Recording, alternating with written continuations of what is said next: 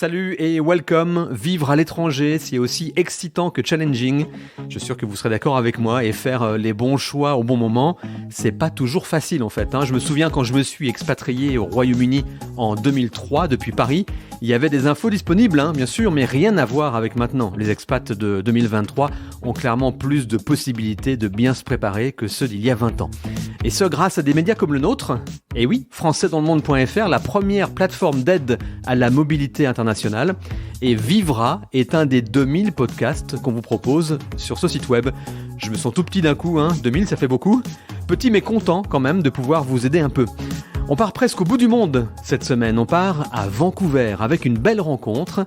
Élodie Aubert qui a vécu 4 ans là-bas et qui voulait partager son expérience avec vous. Vivre à chaque week-end. Zoom sur une ville d'expat avec Olivier Geoffry. Bonjour Élodie et bienvenue dans ce nouvel épisode de notre podcast Vivre à. Merci, bonjour. On explore donc Vancouver, comme je le disais à l'instant, avec toi cette semaine. Mais avant, comme le veut la règle du podcast, parle-nous de toi un petit peu, s'il te plaît. D'où viens-tu? Où vis-tu? Que fais-tu? On veut tout savoir. Oui, pas de problème. Donc, je m'appelle Élodie. Je viens d'Alsace, dans l'est de la France, donc pas très loin de Strasbourg. D'accord. J'y ai vécu toute mon enfance, puis j'ai fait mes études supérieures à Paris. Pendant quelques années, j'y ai vécu aussi un tout petit peu en post-études. J'ai eu une première expérience professionnelle. Puis, au bout de 6 ans dans la capitale, j'ai décidé de prendre mes bagages et de partir à Montréal il y a 6 ans. J'y ai vécu qu'une seule année, puis j'ai fait ma 2e année de permis vacances-travail à Vancouver, où j'y suis restée pendant 4-5 ans. Et puis voilà, après, je suis chargée de communication et j'ai un petit garçon de 16 mois. Très bien, donc au Canada depuis pas mal de temps, Montréal et Vancouver, tu connais bien le pays, j'imagine. Oui, là, tout doucement, je commence à bien connaître le pays. Ouais. J'ai eu la chance de pas mal voyager aussi, de faire les voyages un peu touristiques comme dans les Rocheuses et puis de voir les magnifiques lacs turquoises et les cartes postales qu'on imagine. Excellent. J'ai trouvé un premier point commun entre toi et moi. Je pense qu'il peut y en avoir d'autres potentiellement, mais le petit plus de ton parcours, c'est que tu réalises toi-même un podcast. Oui, tout à fait. Je réalise le podcast Bonjour Canada, qui met en lumière les francophones qui sont installés un petit peu partout dans le Canada. Donc pas que à Montréal ou Vancouver justement, mais avec eux, j'ai envie d'explorer un petit peu toutes les régions dont on entend moins parler, comme Calgary ou le Manitoba ou encore les provinces dites des Maritimes dans l'est du pays. Et donc ensemble, on essaye de dresser un peu un portrait de ce beau pays. Et tu fais ça depuis longtemps ? Pas du tout, c'est tout nouveau. Ça a été lancé en septembre dernier. Donc là, il y a 2 épisodes qui sont sortis et puis le 3e arrive là bientôt. Super, on montrera les détails sur la page Vivre à Vancouver très vite. Tu vas nous faire découvrir la ville pendant une bonne demi-heure. On va parler de quoi en quelques mots ? Alors en quelques mots, je vais vous partager les endroits et les adresses que moi j'apprécie particulièrement et qui sont vraiment les coups de cœur de la région. J'adore cette région, je la trouve vraiment sublime. Je peux aussi vous parler un petit peu de l'emploi ou du logement et puis un petit peu de comment on s'y sent. Ouais, ça me paraît très bien, on attend tout ça avec impatience. Mais là tout de suite maintenant, c'est l'heure des infos d'Artus, mais surtout Élodie, tu ne bouges pas, à tout de suite. D'accord, ça marche. Les infos d'Artus. Vivre à. Le tour de Vancouver en 3 minutes avec Artus, c'est maintenant dans Vivre à. Salut Artus. Salut Olivier. À Vancouver, quelle belle ville située sur la côte ouest du Canada. Ville où il fait bon vivre, Vancouver allie les belles plages du Pacifique et les sommets enneigés des montagnes du North Shore. Bien que la ville dispose d'un environnement remarquable, qui fait d'ailleurs le bonheur de ses habitants, Vancouver est aussi l'un des poumons économiques du pays. 3e plus grande mégalopole du Canada, la ville de verre, comme on la surnomme, offre un cadre de vie unique aux millions de personnes qui la peuplent. Et parmi son million d'habitants, figure-toi qu'il y a exactement 10 182 Français. 10 000 Français, ce sont les chiffres du ministère des Affaires étrangères, mais en réalité, on estime qu'il y en a 2, voire 3 fois plus. Bref, peu importe le chiffre, ces nombreux compatriotes profitent de l'une des villes les plus agréables au monde. Attention tout de même, la ville n'est pas toute rose non plus, il y a quelques petites choses à savoir, mais j'en reparlerai plus tard. Oh, tu sais quoi Artus, dis-le nous tout de suite, comme ça on voit si on prépare nos valises ou pas. Pas de souci, je crève l'abcès. Ce n'est pas une question de criminalité ni de sécurité, rassurez-vous. Le petit, voire le gros point négatif de Vancouver, c'est le coût de la vie. La vie à Vancouver coûte cher. Déjà, si on compare Vancouver aux autres villes canadiennes, le coût de la vie y est près de 30% plus élevé. Maintenant, si on remet en perspective avec la France, on s'aperçoit que le coût de la vie vancouveroise est 45% plus élevé qu'en France. Que ce soit les dépenses liées au loyer, à l'alimentation, au transport ou même les petites dépenses du quotidien, il faudra mettre la main à la poche. Ah oui, quand même, ça fait une sacrée différence, hein.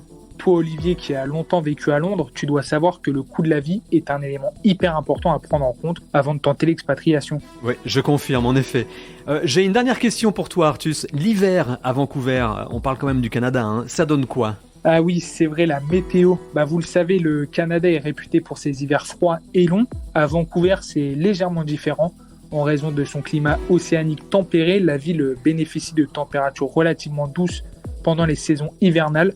Oui, j'ai bien dit douces, comparé aux autres régions canadiennes, d'où au Canada, pour ceux qui ne savent pas, c'est entre 3 et 10 degrés. Il faudra tout de même sortir bien couvert. Ah oui, c'est un petit peu comme la météo qu'on a à Londres, en fait, hein. Tout à fait, exactement. La météo pendant toute l'année est relativement raisonnable. Les étés, je pense qu'ils sont comme à Londres. Ils sont généralement doux et secs avec des températures qui oscillent entre 20 et 25 degrés. Par contre, la ville connaît des précipitations fréquentes tout au long de l'année.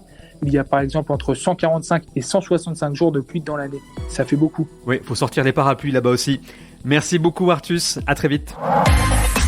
Retrouvez Vivre à en replay françaisdanslemonde.fr. Vivre à Vancouver, comment ça se passe ? Eh bien, nous tentons de répondre à cette question avec notre guide fil rouge, Elodie, cette semaine. Première étape, on visite. Alors, imagine, Elodie, ta famille ou des amis débarquent à Vancouver pour la première fois demain, par exemple. Tu les emmènes voir quoi en premier ? C'est quoi l'essentiel ou les essentiels ? Alors, ce que je préfère, c'est de recevoir des gens et de faire découvrir cette magnifique ville. Je la trouve super parce qu'il y a à la fois beaucoup de nature, à la fois les montagnes qui sont pas loin et en même temps des gros buildings nord-américains. Et donc, je pense qu'en premier, je les emmène voir le Stanley Park, qui est vraiment le poumon vert de la ville. Il est juste à côté des buildings, donc ça fait des vues absolument magnifiques entre la nature. Il y a l'océan aussi qui est au pied du Stanley Park. Et en même temps, on est dans un vrai poumon vert. C'est un endroit magnifique. On peut faire tout le tour du Stanley Park à pied ou à vélo. Moi, j'ai une petite préférence pour le vélo parce que c'est quand même 10 km à faire. Oui, quand même. Donc, je pense que c'est vraiment une chose à faire et à ne pas manquer. Et il y a beaucoup d'entreprises qui louent des vélos pas loin, donc c'est vraiment facile de le faire pour pas trop cher. Après ça, je pense que ça vaut le coup de louer une voiture et d'aller dans les petites villes qui sont juste à côté. On a notamment la ville de Deep Cove qui est vraiment pas loin, qui est un petit écrin de nature avec des phoques vraiment qui sont juste au pied des jetées où on peut manger des glaces, manger des bons bagels. Et puis en même temps, on n'est vraiment pas loin de Vancouver. C'est comme 30 minutes de voiture seulement. Je pense que j'ai aussi envie de les emmener faire la Sea to Sky Highway, qui est l'autoroute, une des plus belles autoroutes du monde, qui longe en fait l'océan et qui nous amène vers la ville de Squamish. C'est vraiment une magnifique autoroute qui est tout en lacets et en même temps, donc, on a les montagnes à notre droite, l'océan à notre gauche. Ce sont vraiment des paysages sublimes. Le gros plus de Vancouver et de sa région, c'est le plein air, hein, c'est ça ? C'est la nature. Oui, vraiment, c'est le plein air. C'est la région parfaite pour ceux qui aiment la randonnée, le vélo de montagne, l'escalade. Il n'y a aucun point de vue qui est moins beau que l'autre. Toutes les montagnes sont absolument magnifiques. Les randonnées sont pas toutes super faciles, mais il y en a un petit peu pour tous les goûts quand même. Et quoi qu'il arrive, on arrive toujours à trouver un petit endroit où c'est un petit peu plus plat, ou alors c'est plus facile avec des poussettes, par exemple, si on vient en famille. Et puis, ceux qui aiment un petit peu plus se challenger, il y a des randonnées qui sont vraiment magnifiques et qui offrent des points de vue à couper le souffle. Pour profiter de tout ça, est-ce que la météo est un problème ? La raison pour laquelle je pose la question, c'est que... Alors moi, j'habite près de Londres, et on sait qu'en Angleterre, il pleut beaucoup. On m'a dit qu'il pleuvait même encore plus à Vancouver. Info ou intox ? C'est un mythe. Enfin, oui et non. La ville est quand même surnommée Raincouver, en hommage à sa pluie. Je pense que c'est une ville qui est plus pluvieuse que le reste du Canada. Le reste du Canada va avoir un hiver très, très ensoleillé, mais très froid, avec des moins 30, moins 40 degrés dans certaines régions. Alors que Vancouver, ça va être un climat beaucoup plus semblable à celui de Paris ou de la Bretagne. On va avoir des températures plus modérées, mais par contre, effectivement, on va avoir beaucoup plus de pluie. Pour autant, moi, j'ai pas subi une pluie vraiment violente. Il y a certains hivers où c'est difficile, où on peut avoir 3-4 semaines de pluie non-stop. Mais on va toujours avoir quand même des mois un peu moins pires que les autres et on va quand même avoir des étés absolument sublimes. très sec, très très chaud. C'est d'ailleurs malheureusement aussi une des régions où il y a beaucoup de feux de forêt parce qu'il justement il y fait trop chaud et qu'il manque de pluie. Donc Ouais. je pense que c'est vraiment un climat, c'est un cliché qui colle un petit peu à la ville pour un climat qui n'est quand même pas si horrible. Alors, on va pas mentir aux auditeurs, hein, tu as vécu 4 ans à Vancouver, mais désormais tu vis à Montréal. Mais Vancouver reste une ville que tu connais bien. Et Oui. si j'entends bien ce que tu dis, que tu as beaucoup apprécié, Mhm. est-ce que tu avais une routine au niveau des bonnes petites adresses où les locaux vont, tu sais, en général Mhm. Tu as quelques adresses à nous partager à ce niveau-là? Oui, en fait, j'en ai deux. Il y en a une qui est très touristique et que je recommande quand on a une belle occasion à fêter. C'est le Top of Vancouver Restaurant qui est vraiment tout en haut d'une grande tour qui est le Lookout de Vancouver. Et en fait, c'est un restaurant qui tourne sur lui-même. Alors, je ne sais pas si ça va être très clair ce que je vais décrire, mais en fait, c'est tout en haut de la tour, il y a comme une nacelle qui tourne et ça permet de dîner avec une vue à 360 degrés sur toute la région. C'est absolument magnifique. On voit le soleil qui se couche sur la mer avec les montagnes pas loin. Et c'est vraiment l'endroit que j'adore et que je recommande pour fêter une belle occasion. Et sinon, mon petit restaurant qui me manque énormément, c'est le restaurant Salmon and Bannock, qui est un restaurant autochtone qui permet de découvrir à la fois la cuisine et la culture autochtone donc de l'ouest du pays. Et tous les produits, tous les animaux sont à la fois cultivés, élevés selon les principes autochtones et ils sont jusque dans l'assiette, ils sont servis dans les principes autochtones, donc ça permet vraiment d'avoir une très belle découverte culinaire et c'était un endroit que j'adorais, c'était délicieux. C'est intéressant, ça. Tu peux nous en dire un petit peu plus sur cette cuisine autochtone? Elle est très différente de ce qu'on peut trouver ailleurs au Canada, par exemple? Ailleurs au Canada, oui et non. C'est-à-dire que les principes autochtones sont très différents des principes nord-américains et européens, Mhm. puisque on va utiliser toutes les parties de l'animal. On ne va pas élever un animal et l'abattre juste pour une seule de ses parties. Donc, chaque plat et chaque mise à mort de l'animal, en fait, va être faite selon certains principes autochtones qui sont respectueux de l'animal et respectueux des croyances autochtones. Par exemple, la peau va être réutilisée pour faire des tambours dans un autre endroit. Et en fait, ça va être vraiment de respecter l'animal de A à Z et de ne pas surconsommer un animal et de ne pas l'utiliser juste pour un plat avec une seule partie du corps. Côté langue, on sait que Vancouver, comme beaucoup de grandes villes en Amérique du Nord et ailleurs, est très cosmopolite. On s'y retrouve, alors on sait aussi que ce n'est pas du tout le Canada francophone, hein, bien sûr, mais est-ce qu'on s'y retrouve en tant que Français expatriés qui débarquent là-bas? Il y a un petit peu de repères ou c'est l'anglais direct minimum pour mieux comprendre un petit peu la culture locale? Il y a une culture, il y a une communauté francophone qui est quand même grande, mais c'est certain que si on ne parle pas du tout anglais, ça va être compliqué parce que la majorité de toutes les démarches administratives se fait en anglais. Le Canada est un pays bilingue, mais les provinces ont le droit de décider si elles mettent en avant certaines langues plus que d'autres. Et la Colombie-Britannique, donc la province de Vancouver, a décidé qu'il n'y avait pas de langue majoritaire autre que l'anglais. C'est vraiment l'anglais qui va être prioritaire par rapport à toutes les autres langues. Donc, par exemple, à Vancouver même, on va tout trouver en anglais. Tous les panneaux de signalisation vont être en anglais. Tous les services administratifs vont être en anglais. Même si on veut, par exemple, faire son permis de conduire ou des choses comme ça, tout sera en anglais. Si on va dans le sud de Vancouver, dans la ville de Richmond, c'est une ville où il y a une immigration asiatique très forte. Donc, on va même trouver des panneaux de signalisation qui seront en mandarin, par exemple. Donc, c'est vraiment une ville extrêmement cosmopolite. Mais c'est sûr qu'il faut quand même parler un minimum anglais pour s'y sentir bien. L'avantage, c'est que comme c'est une ville extrêmement cosmopolite, les anglophones sont très patients. Si on commet quelques erreurs de langue, ils vont vraiment être très gentils, ils vont nous aider à arriver à faire nos phrases. Je me souviens que moi, j'ai dû prendre des rendez-vous administratifs, des rendez-vous médicaux, et je me trompais un peu dans mes phrases, et puis les personnes au téléphone étaient extrêmement chaleureuses, et puis elles m'encourageaient, elles me disaient non, mais t'inquiète pas, ton anglais est meilleur que mon français, ou ils font des petites blagues comme ça pour nous mettre à l'aise. Donc c'est vraiment très amical. Ben, on a commencé à bien se balader, je trouve, un grand bol d'air comme on les aime à Vancouver. Et c'est pas fini, on va aborder les aspects culturels, emploi, entre autres, dans quelques minutes. Le temps d'écouter le podcast replay de la semaine et de faire un retour sur l'échange que Gauthier a eu avec Sarah il y a quelque temps. Instagrammeuse suivie par près de 31 000 fans et amoureuse de Vancouver. À toi Gauthier. Le podcast. Direction le Canada, mais tout au bout du Canada. On va aller sur l'ouest canadien à 8000 km de la France retrouver Sarah. Bonjour Sarah. Bonjour Gauthier. Merci d'être avec nous et de nous accorder quelques minutes. 9 heures de décalage, c'est vrai, il y a un petit peu de kilomètres qui nous séparent. On va un peu raconter aujourd'hui ta décision avec ton mari ou ton conjoint d'ailleurs, je sais pas si c'était un mari. On est paxé en France, mais on n'est pas mariés. Ouais. Et à l'époque, un enfant en bas âge décidait de s'expatrier.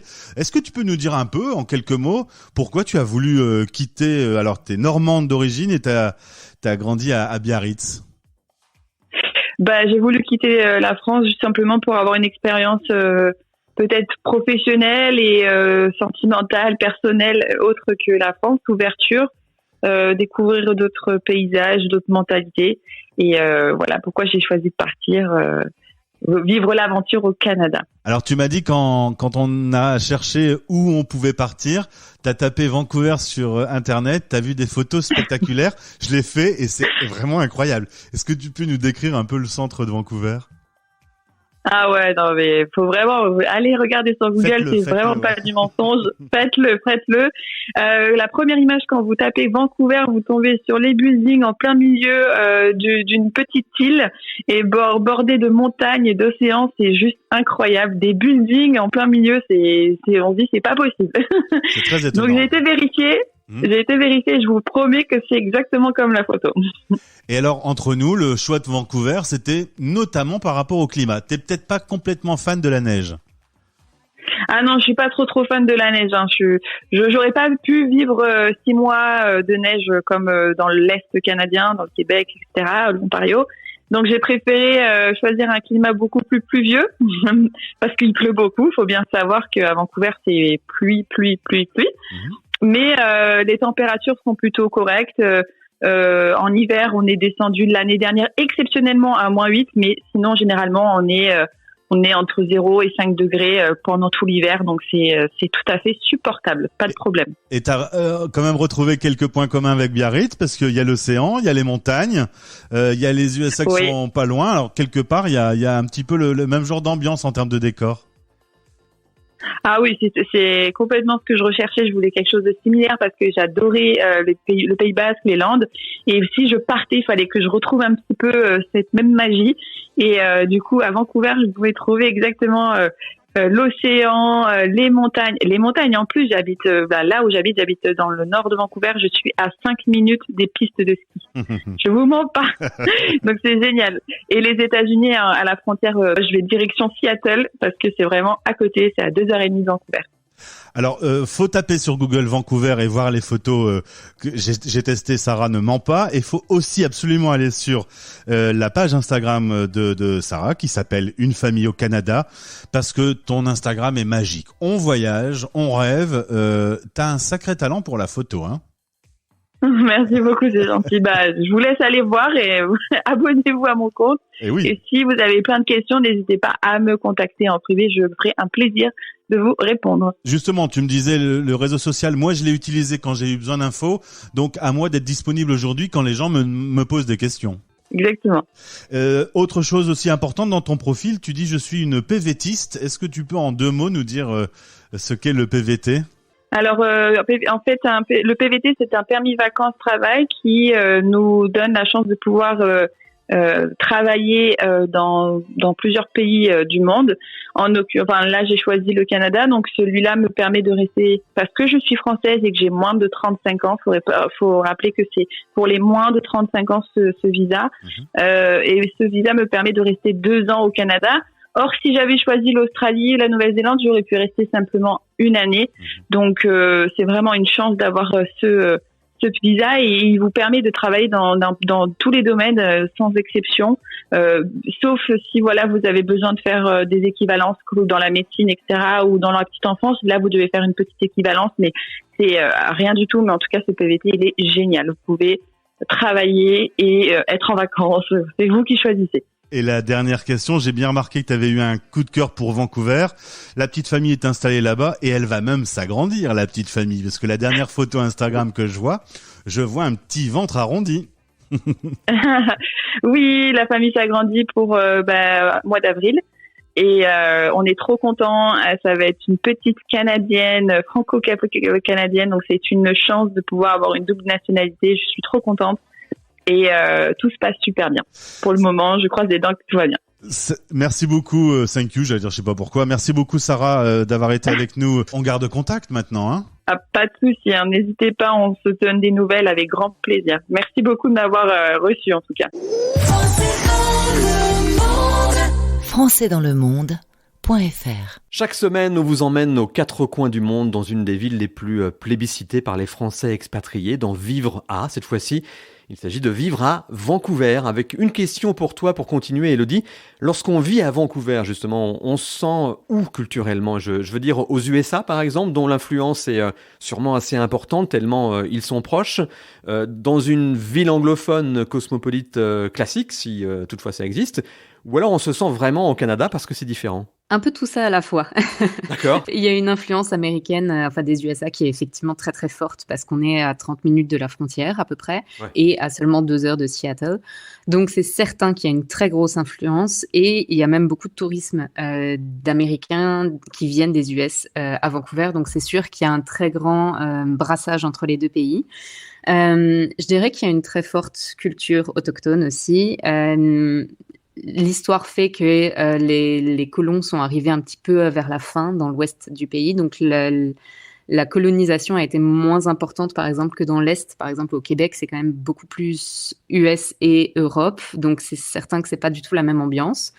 Et en même temps, c'est comme je le disais avant, une ville très cosmopolite parce qu'il y a une grande immigration d'Asie.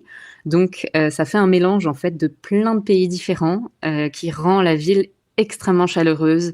On sent qu'il n'y a pas du tout de barrière. On peut être un peu qui on veut avec notre bagage, avec notre langue, avec notre accent. Il y a vraiment un brassage de tout ça en même temps. Tu sens une différence par rapport à tes autres expériences d'expatrié? Oui, oui, vraiment. Par rapport à l'Est, c'est vraiment flagrant. Mhm. Je pense que l'Est a une immigration européenne, française notamment, qui est beaucoup plus forte. Tandis que dans l'Ouest, c'est vraiment beaucoup plus édulcoré. En tout cas, les Français sont moins nombreux aussi. Et Ouais. je pense qu'il y a beaucoup plus de mélanges qui viennent de gens qui viennent d'un peu partout, notamment aussi parce que la langue principale est anglaise, alors que au Québec, par exemple, c'est le français. Donc, c'est sûr que ça ferme un petit peu les portes d'autres pays du monde, quoi. Lorsqu'on est expatrié depuis quelques années, parfois ça arrive qu'on se dit mais je baigne dans une culture que j'aime beaucoup, que j'adore, que j'ai découverte il y a quelques années. Je vais avoir un mal fou si toutefois ça doit arriver à rentrer en France. Parce que j'ai changé de culture en gros. Est-ce que c'est ton cas toi aussi? Est-ce que tu ressens déjà ça après quelques années d'expatriation? Oui, tout à fait. Là, on est sur le point de demander notre citoyenneté, donc on va être Grosse étape. grosse étape, et si tout va bien, on sera franco-canadien, mais c'est certain que j'arrive plus trop à savoir si je suis française ou plus canadienne. Ça fait ça à tout le monde, hein, il paraît. Il paraît, oui. Tu as évoqué un petit peu le travail que tu faisais tout à l'heure. Comment ça se passe justement de s'intégrer à Vancouver, côté boulot, dans un bureau par exemple, si c'est ce que tu as fait? Il y a des choses à savoir, des choses à faire, à ne pas faire, des réflexes à éviter par exemple? Oui, je pense qu'on a une culture du travail qui est très différente de la France, du Canada. Au Canada, je pense qu'il va y avoir un côté un petit peu plus bienveillant et on va faire peut-être un peu plus attention les uns aux autres. Il y a une grande partie qui est donnée à la collaboration et au travail en équipe. Et puis, il y a aussi une grande valeur sur l'équilibre famille et travail que moi, je n'avais peut-être pas de la France. Je pense qu'en France, j'avais l'habitude de travailler beaucoup et de travailler de l'overtime souvent et de pas trop compter mes heures. Et au Canada, j'ai rapidement été un peu invitée à compter mes heures et déclarer si je faisais des heures supplémentaires. Et il y a une culture, je trouve, pour l'instant, de ce que j'ai pu vivre, qui est forte dans le sens où si tu n'arrives pas à faire ton travail dans tes heures, c'est qu'il y a un problème soit d'organisation, soit qu'il y a trop de travail et qu'il faut rééquilibrer. Et je pense que c'est cette remise en question qui est vraiment très différente de la France, ou en tout cas moi de ce que j'ai vécu en France, où je pense que j'avais l'habitude de faire beaucoup de choses en peu de temps ou alors en trop de temps. C'est-à-dire que vraiment il y avait vraiment une surproduction, une surproductivité et c'était un petit peu difficile en tout cas dans le rythme parisien. C'est facile de trouver un emploi quand on débarque de France, au Canada en général et peut-être à Vancouver en particulier? Je pense que ça dépend beaucoup de son domaine d'expertise. Je pense que c'est facile de trouver des petits emplois, des petits jobs. Ça va aller assez vite et ça va être parfait pour parfaire son anglais et puis se sentir plus à l'aise avec la langue. Les emplois qui sont un peu plus qualifiés, ça peut être un peu plus challengeant. Ça va vraiment dépendre de son expérience personnelle. Mais c'est sûr que dans certains domaines, on est quand même en compétition avec les États-Unis qui sont juste à côté et donc avec des gens qui ont un anglais absolument parfait. Donc, et puis qui ont une culture d'entreprise et une culture, une mentalité très proche de celle du Canada aussi. Donc, ça va vraiment dépendre du domaine d'expertise. Moi, en communication, je n'ai jamais eu de problème. J'ai eu cette chance parce qu'il y avait une grande demande. J'avais une expérience canadienne puisque quand je suis arrivée à Montréal, j'ai trouvé un emploi. Donc, j'ai trouvé assez facilement et parce que j'étais un petit peu à l'aise dans les deux langues. Mais je sais que pour d'autres personnes, c'est beaucoup plus compliqué. Donc, par exemple, mon conjoint qui a un doctorat et qui travaille en recherche, ça a été beaucoup plus dur parce que les candidats venaient de Harvard ou d'autres universités qui sont nord-américaines et qui étaient connus des employeurs canadiens, même si lui a fait une super université en France, ça n'a pas le même poids qu'une université nord-américaine. Donc se renseigner peut-être avant une expatriation potentielle là-bas sur les secteurs qui embauchent, sur les professions qui sont demandées, que vous venez de France ou d'ailleurs, quoi. Absolument, oui, je pense que c'est nécessaire, surtout à Vancouver où le coût de la vie est vraiment très cher. Je pense que c'est important d'être bien préparé, d'avoir suffisamment d'économies et puis de savoir un petit peu vers quoi on va et ce qu'on a envie d'avoir. Alors je glisse vers un autre sujet, lentement mais sûrement. Donc c'est possible de trouver un emploi avec les différents critères et conditions que tu viens de préciser. Est-ce que c'est aussi, et ça c'est une question que j'ai pas beaucoup posée dans le podcast jusqu'à maintenant, mais c'est très important, est-ce que c'est facile, entre guillemets, de se faire des amis locaux à Vancouver ou au Canada? Je ne pense pas. Je pense que ça dépend de beaucoup de paramètres. C'est sûr que ça va pas être le même genre d'amitié que ce qu'on connaît en France, parce que c'est pas la même culture. Des connaissances que j'ai au Canada, c'est vrai que ça a été beaucoup des gens que je revoyais régulièrement. Et parfois, même en mettant tous les efforts possibles pour les inviter, par exemple, à prendre un café, pour les inviter à prendre un apéritif, c'est pas du tout la même culture. Donc, ils vont être un peu surpris au premier abord de se dire, mais pourquoi est-ce qu'elle m'invite? Je comprends pas. Et ça va être vraiment plus dur de créer ces petits moments. Ça va arriver beaucoup plus tard. Ça va prendre beaucoup plus de temps.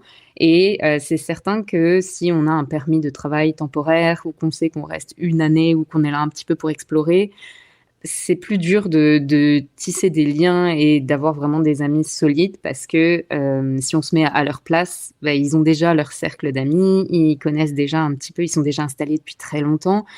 Ils se retrouvent face à quelqu'un qui n'est pas sûr de rester. Donc, est-ce qu'ils vont s'investir dans une amitié? Pourquoi? Pour combien de temps? Voilà, ça crée un peu beaucoup de paramètres. Donc, je pense que c'est pas impossible, mais ça va demander plus de travail, plus de patience et de connaître un petit peu aussi la culture pour pas blesser, heurter ou vexer. Voilà, essayer de se mouler un petit peu dans la culture canadienne et avec l'humour canadien. Ouais. C'est vrai que c'est quelque chose, sans faire de raccourci, qu'on trouve beaucoup dans la culture anglophone ou anglo-saxonne. Le premier contact peut être très facile. On peut se retrouver à parler avec quelqu'un au pub ici en Angleterre ou dans un bar au Canada pendant toute une soirée sans même connaître son prénom ou son parcours.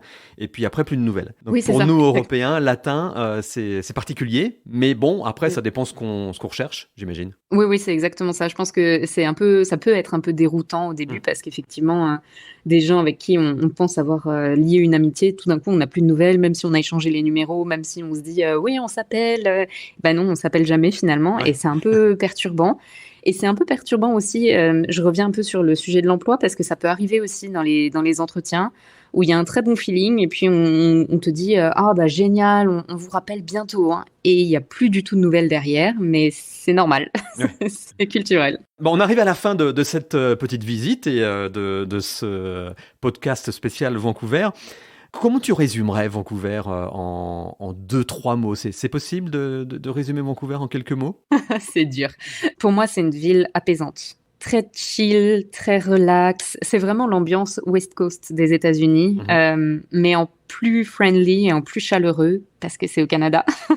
Je pense que c'est vraiment une ambiance magnifique et c'est des paysages à couper le souffle. Très bien, c'est un résumé qui me convient tout à fait. Une dernière question pour toi, une raison particulière qui t'a fait revenir à Montréal après ton expérience à Vancouver? Tu t'es senti un petit peu loin de l'Europe ou une autre raison? Oui, je me suis sentie un peu loin de l'Europe et la ville est sublime et absolument géniale, mais elle est un peu compliquée quand on est une jeune famille, qu'on a des enfants à mettre en garderie. Il y a très très très peu de place et pas beaucoup de garderies. Donc nous, on n'avait pas de garderie. Donc soit j'arrêtais de travailler pendant 2 ou 3 ans et donc je n'avais plus de revenus. Donc on n'avait pas le salaire nécessaire parce que les loyers sont vraiment très très chers. Soit on partait dans une autre ville. Et mon conjoint a trouvé un travail à Montréal, donc on est reparti avec plaisir. Puis on a trouvé une garderie, et puis j'ai trouvé un autre travail aussi. Merci beaucoup d'avoir partagé toutes ces infos sur Vancouver avec nous, en tout cas Élodie, une ville que je connaissais pas du tout personnellement, donc très intéressant, vraiment. J'espère que ça vous donnera envie d'aller plus loin dans vos recherches et pourquoi pas de franchir le pas et d'envisager une expatriation là-bas. Clairement, ça vaut le coup. En tout cas, à bientôt Élodie et je te souhaite une belle vie au Canada, Vénard. Merci beaucoup Olivier, merci.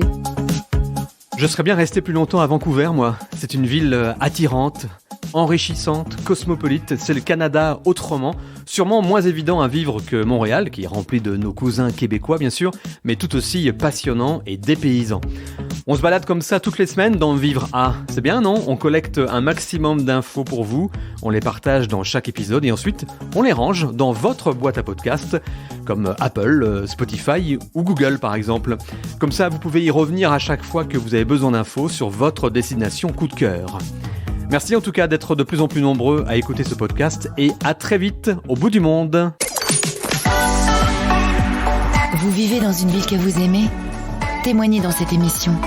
Contactez-nous via la page Contact sur le site françaisdanslemonde.fr.